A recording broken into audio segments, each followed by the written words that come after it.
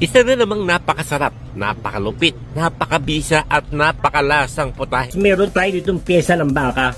Laman yan at konting kalitiran. Lagyan natin ng konting asin, pamintang buo, pero dinurog ko na yan. Curry powder. Tamasin natin. Maglagay lang tayo ng konting mantika. At pag medyo mainit na, ilagay na natin yung laman ng baka na minarinate natin. Iprito lang natin ito mga bossing ng bahagya. Saka parehong kawali mga boss, naglagay lang ako ng konting mantika. Gulatin lang natin ng konti yung patatas at carrots. Red bell pepper, gulatin din natin mga boss. Dito na rin tayo magigisa mga bossing. Unahin na natin ang sibuyas. Pula at puti, pinagsama ko na. Pag nagkaramelize na mga bossing yung sibuyas, ilagay na natin yung ating baka na pinirito at minarinate. Ilagay na rin natin yung bawang. Halo. Makalipas lang din ang ilang minuto mga bossing. Maglagay tayo ulit ng curry powder. Sampak ulit mga boss. Konting turmeric powder, maglalagay din tayo mga bossing. Tomato paste, sampak, maglagay din tayo. Halo.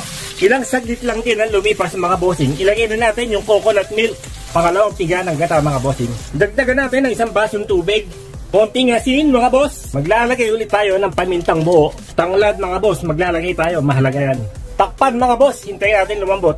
Pag kumukulo na siya ng ganyan mga boss, pwede na tayong maglagay ng peanut butter.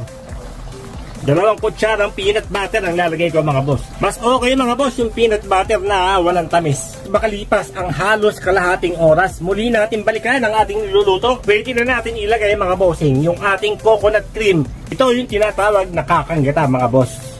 Ililipat ko na sa pressure cooker mga bossing.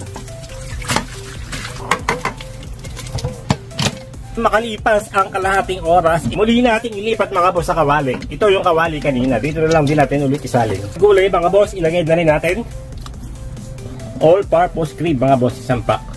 Bigyan natin ng isang may lab-lab na halo mga bossing. Lagyan natin ng green onion.